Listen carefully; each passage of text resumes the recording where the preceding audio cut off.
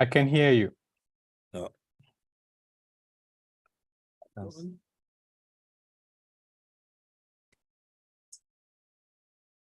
Okay. Okay. Okay. Yes, can you hear me?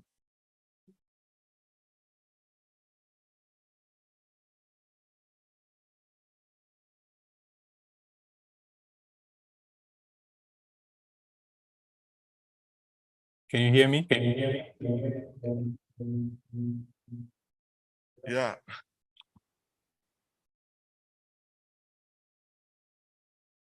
So can I proceed? Can you see my screen? Yes, we can see your screen. Okay. So thank you very much, everyone. I hope you can hear me well and clear. So I will be presenting about the IXP self-assessment. At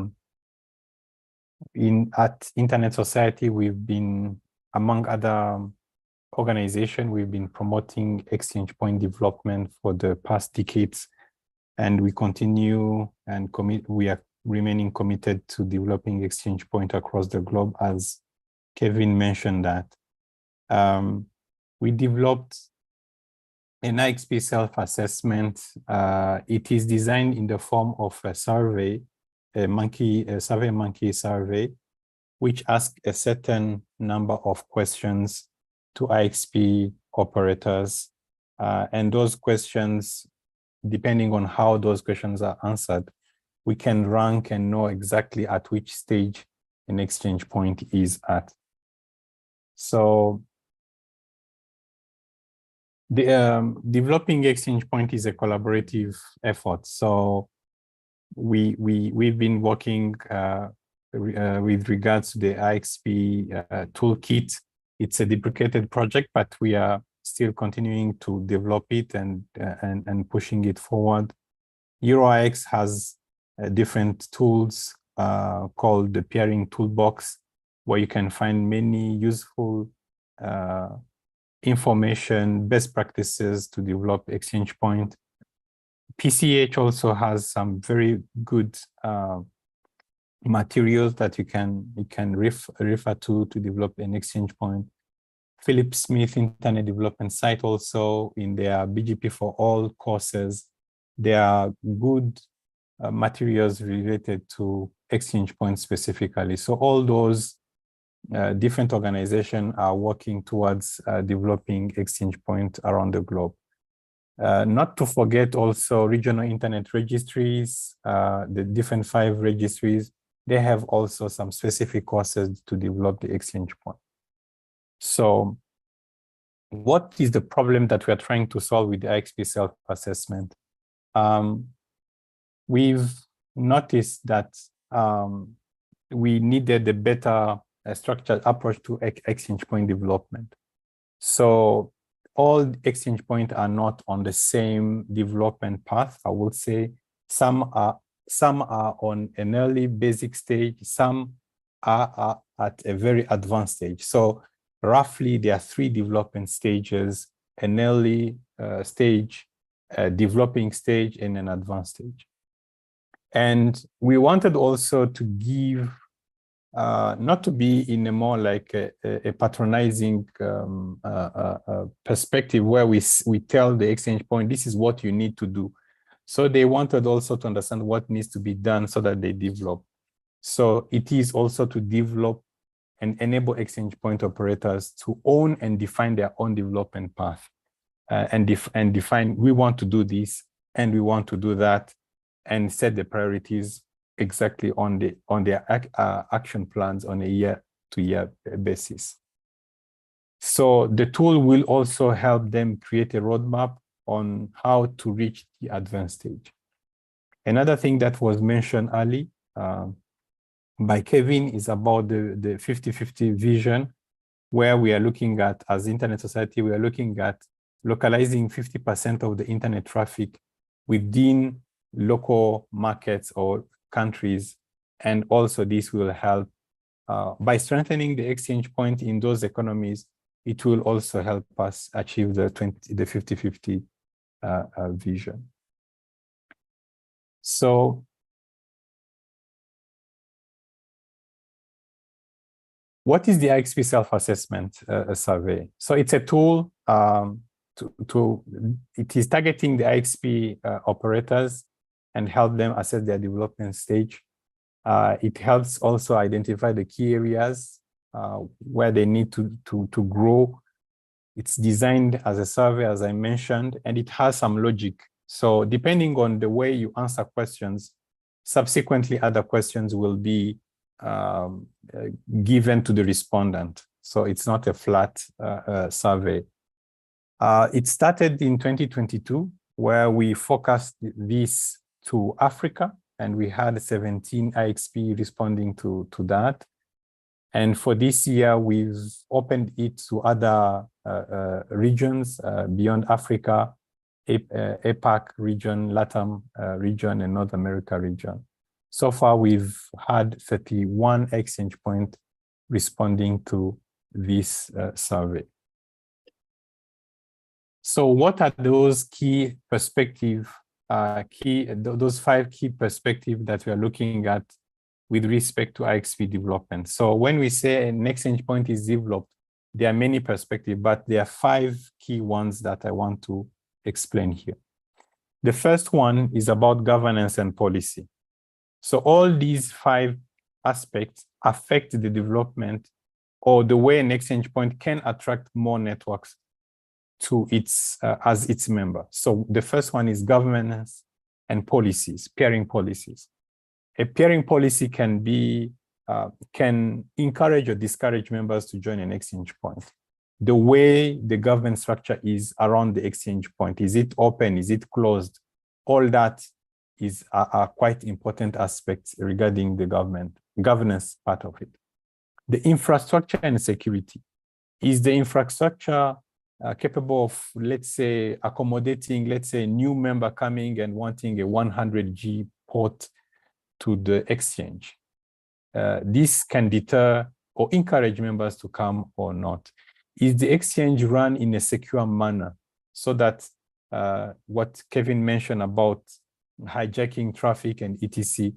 can happen at that exchange point? Does the exchange point also give certain types of services that also can help? Let's say a self-service portal. Can I do RTBH? Can I do remote triggered black hole service, so that whenever I'm attacked by DDoS attack, I can do that. I can trigger that a feature in the exchange point so that I can stop that attack at the exchange. So that also will demonstrate if the exchange point is at an early developing or advanced stage. In terms of operations, how does the exchange point sustain its operation? Is it mature to self-sustain its operation, or does it depend on third-party financing, or does it generate its own revenues, and so on and so forth? And the last but not least aspect is the community engagement. So we know that exchange points are quite community-driven ecosystem, if I can say that. So how is the exchange point engaging with its community? Is it highly engaging, or is it just run in a closet and nobody knows about anything about it and nobody can influence it or not? So the way it is engaging with its community is quite important. I think Kevin mentioned about peering forums. The way an exchange point can participate in establishing peering forums and making the community gather and define their policies, their governance, and their development stage is quite important also. So all these 5 key perspectives are quite important to define if an exchange point can be at an early, developing, or advanced stage. But something very important to know is all those development stages can be mapped into each and every key aspect. For example, here, let's say this is a picture showing an exchange point, what we can see is that at the governance and policy level, it is at a developing stage. It has moved from an early stage to a developing stage, but it has not reached the third level, advanced. But the good thing is that the next two perspective, which is infrastructure and the services, it's quite advanced.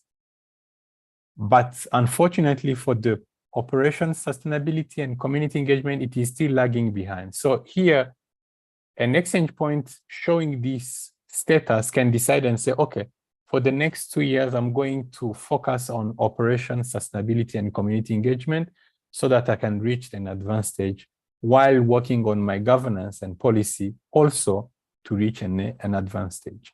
So giving this flexibility and visibility to the exchange is quite key so that they can exactly know where to intervene and improve.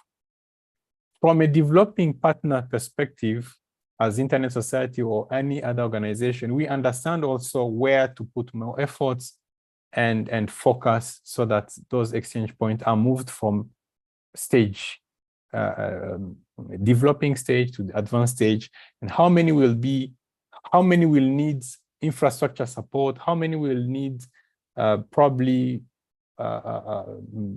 capacity building in terms of sustainability and building their sustainability perspective, and so on and so forth. So it gives us and other developing partners visibility on what needs to be focused on. And we understand how many have moved from one stage to another stage. And it also helps us understand the impact that we are making into this space. So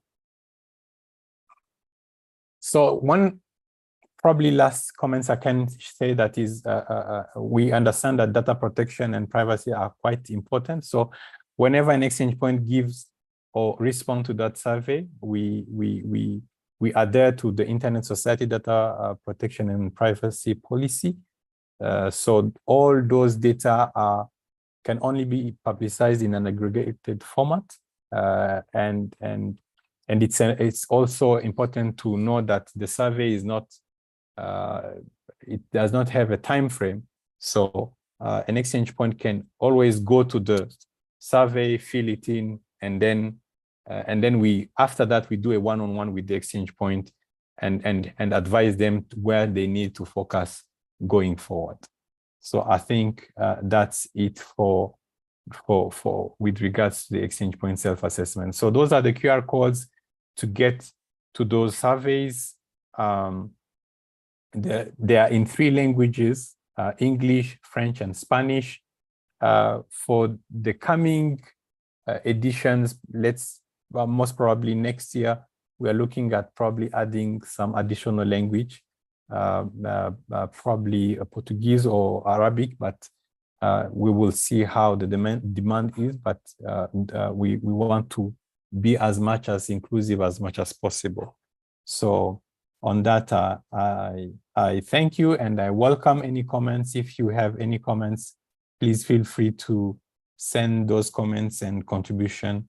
If there is any aspect that we've forgot, please feel free to share them with me. My email is on that slide. Thank you for your attention. Thank you very much. Let's give you a round of applause. Normally, we were supposed to go through the third presentation before we take questions, but let's